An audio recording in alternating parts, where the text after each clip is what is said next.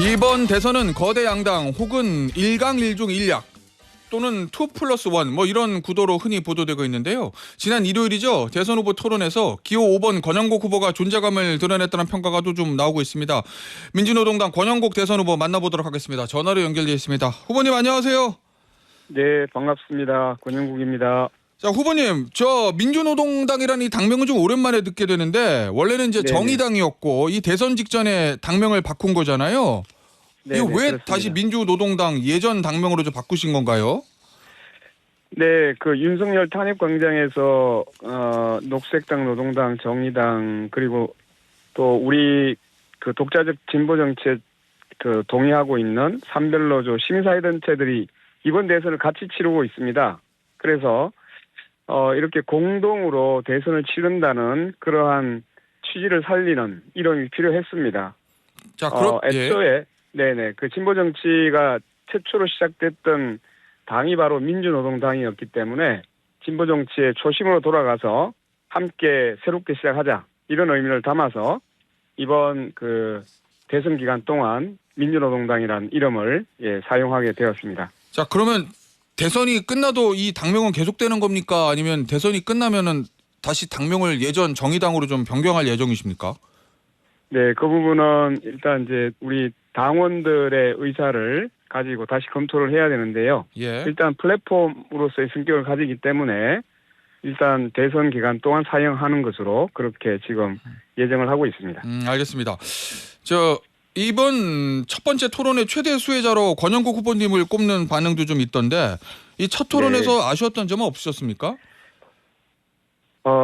이제 제가 그 토론 과정에서 정책을 보니까 주로 이제 1대3의 구도가 형성이 되더라라고 예. 이제 이야기를 했고요.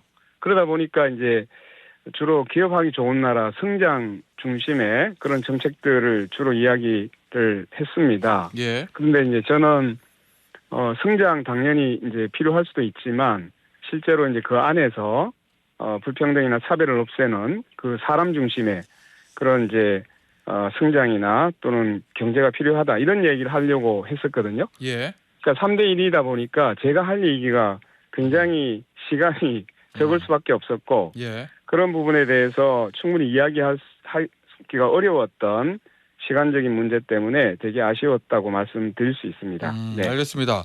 저 어쨌든 지금 대선에 나오셨기 때문에 인지도 그러니까 저 지지도를 올리는 게 중요한데 이 네네. 여론조사 공표금지 기간이 얼마 안 남았잖아요. 네네. 이 남은 시간 동안 지지도를 좀 그리고 공개된 여론조사에서 네네. 유권자들에게 피부에 다가갈 만큼 지지도를 좀 올리실 특단의 대책은 좀 가지고 계신가요? 지금 이제 1차 TV 토론을 끝나고 난 뒤에 그전하고는 많이 달라졌다는 것을 느낄 수 있었습니다. 예. 제가 이제 공개된 장소를 가게 되면 알아보고 같이 이제 셀카를 찍자고 같이 이제 요청하시는 분들도 많아졌고 예. 또 옆을 지나면서 지켜보는 분들이 굉장히 많더라고요. 그러니까 이제 2차, 3차 토론회가 진행되면 이 인지도는 많이 올라갈 거다 이렇게 생각하고 있고요. 예. 또 지금도 보면 토론회 이후에 그 방송사에서 인터뷰가 조금 심하게 얘기하면 세도하고 있어서 그래요. 예. 그런 방송을 통해서 인지도는 많이 올라갈 거라고 생각합니다. 알겠습니다. 이 후보님 개인 얘기 하나만 좀 짚어보죠. 이거 민변 네네. 노동위원장을 오래 하셨잖아요. 민변에서. 6년 동안. 예, 그렇죠. 이 정치권에 들어오시기 전에는 별명이 거리의 변호사. 이 저 물구나무 서고 1인 시위하는 사진 요새 많이 돌더라고요. 지금 저희도 유튜브로 내보내고 있는데 이게요. 네. 후보님 이 보니까 SPC 회장 요번에도 사실 문제가 생겼는데 SPC에서 네네. SPC 회장 집 앞에도 물구나무 서시면서 시위하신 거죠? 네, 맞습니다. 이게 언제예요? 뭐 작년하고 재작년. 예. 네네. 그 SPC 이제 허영인 회장이 예. 이제 그 자기 그룹 내에 있는 계열사에서 예. 그 노동자들이 연이어서 이제 그 사망, 이제 중대재해로 사망하는 사고가 있었고요. 예. 또 하나는 그 노동조합을 파기하기 위해서 허영인 회장이 직접 이제 지시하고 예. 계열사 전체에 조직적으로 예. 부당노동 행위를 했던 것이 있었습니다. 그래서 음. 지금도 구속되었다가 나오긴 했지만 예. 재판을 받고 있거든요. 오. 그래서 허영인 회장에 대한 그 책임을 제대로 묻기 위해서는 예. 이제 지금 그 SPC가 경영을 거꾸로 하고 있다. 정도 경영을 해놓고 불법 예. 경영을 하고 있다는 사실을 알리기 위해서 예. 그리고 이것을 바로 세워야만 우리 사회 노동권이 제대로 보장될 수 있다라는 예. 의미에서 네, 물구나무 서기를 했던 것입니다. 그러면 후보님 이 물구나무를 섰었던 이유는 SPC의 경영이 거꾸로 되고 있다. 이거를 몸으로 보여주시기 위해서 물구나무 서신 거예요? 네네, 맞습니다. 제가 이제 예. SPC만이 아니라 쿠팡에서도 예. 블랙리스트가 만들어졌을 때 예. 블랙리스트로 이제 노동조합을 그 이제 취업 방해를 하고 예. 또 노동조합 조합원들을 불이익을 주고 있을 때 노동청 앞에서 그 물구나무를 섰던 기억도 납니다. 예. 네. 아니 이렇게 물구나무 이게 보통 힘든 게 아닐 텐데 그렇잖아요. 육체적으로 너무 힘든 일일 것 같은데 이 네. 거리의 변호사에서 정치인으로 변신하게 되신 이유는 뭡니까? 예, 이제 제가 예. 아마 쌍용 자동차 정리해고를 기억하시는 분들이 많을 겁니다. 예, 기억하죠. 예, 예. 그 이제 당시에 상하이차가 분식 해결을 통해서 예.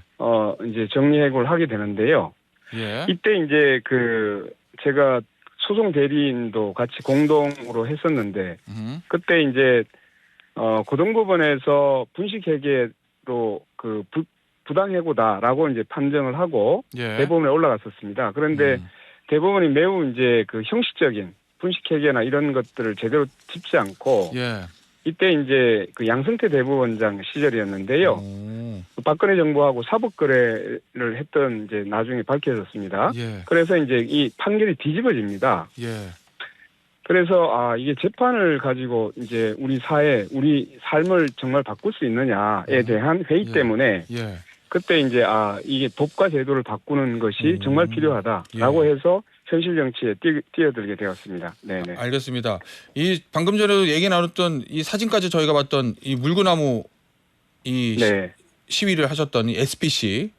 네네. 어저께 최근에 또 사고가 일어났어요, 후보님.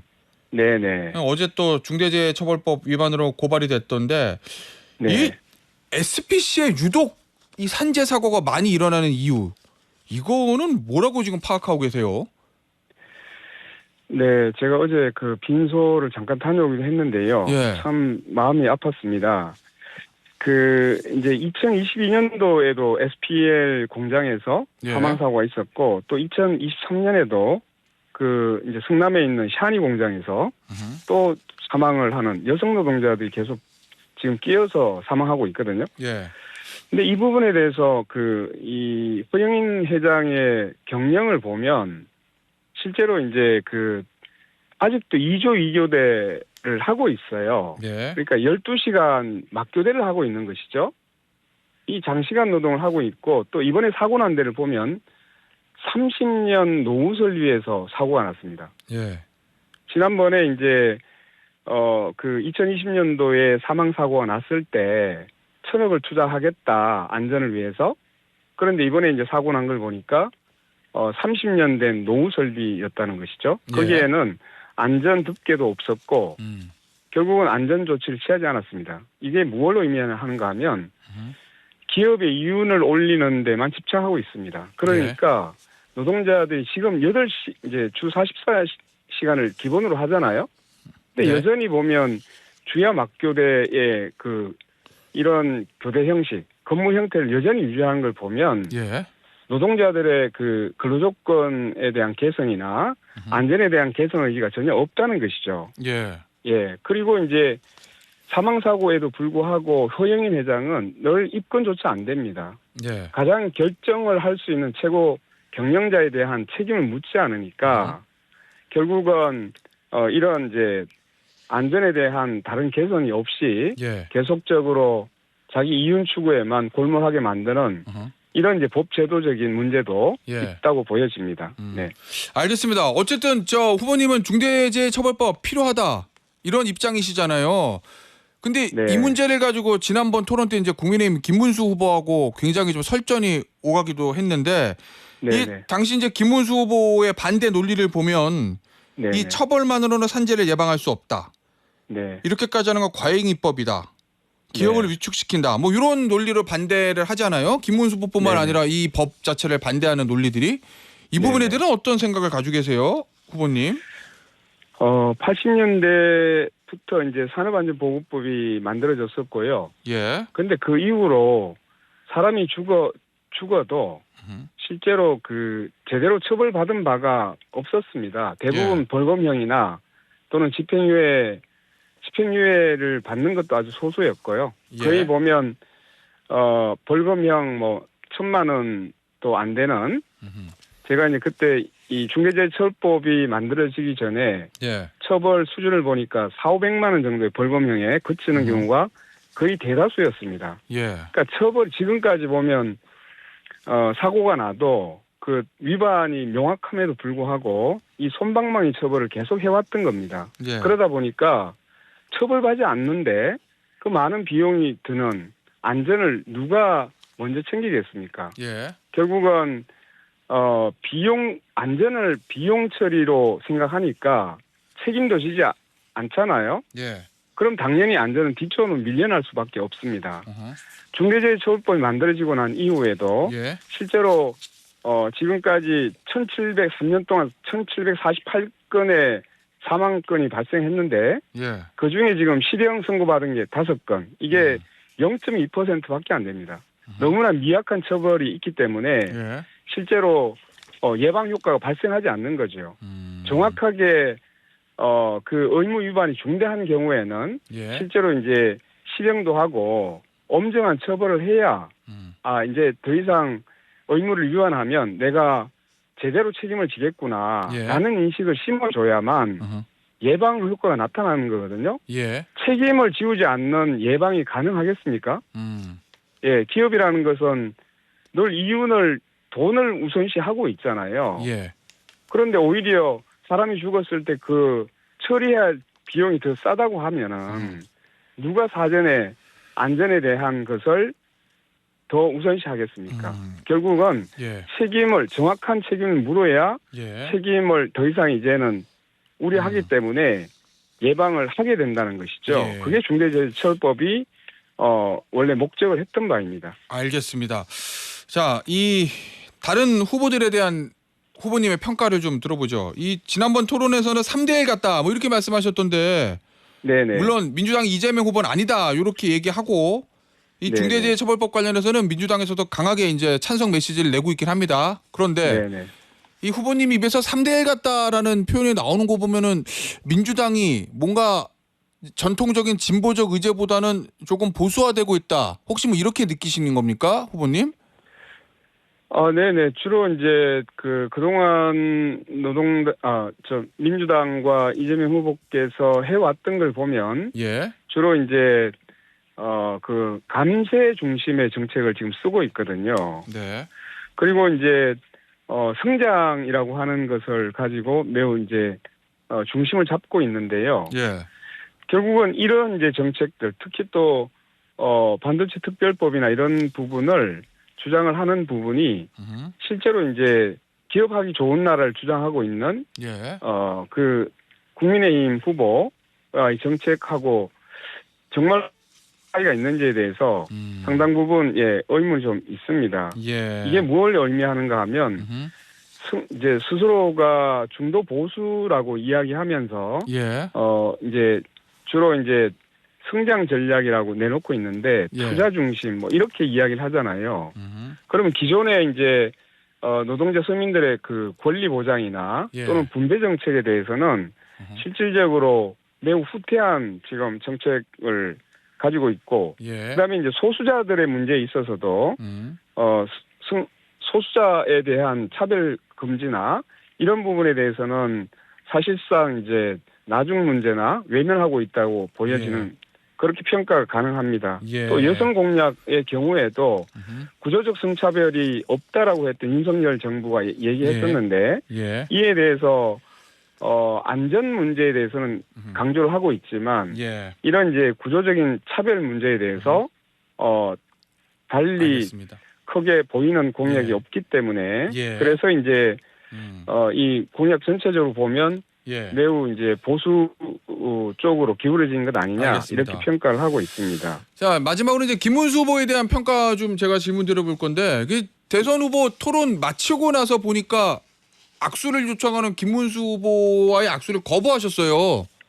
네, 후보 사퇴 또 이제 토론 과정에서 말씀하시던데 네. 왜 그렇게 생각하시는 건가요, 후보님?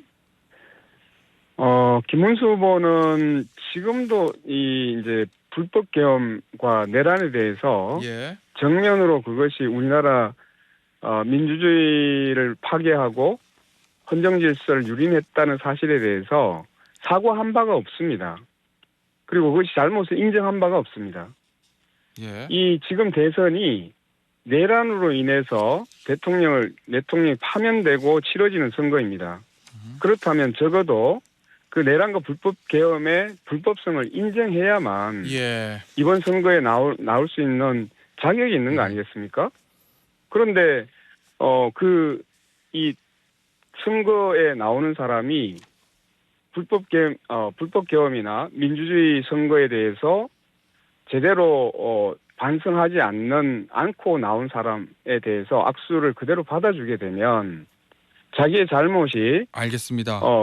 용인되는 것으로 예. 인식할까봐 알겠습니다. 그렇게 그렇게 해서 악수를 알겠습니다. 안 했던 겁니다. 자, 오늘 인터뷰는요 여기서 마무리하도록 하겠습니다. 지금까지 권영국 민주노동당 대선 후보였습니다. 후보님 감사합니다. 네, 감사합니다.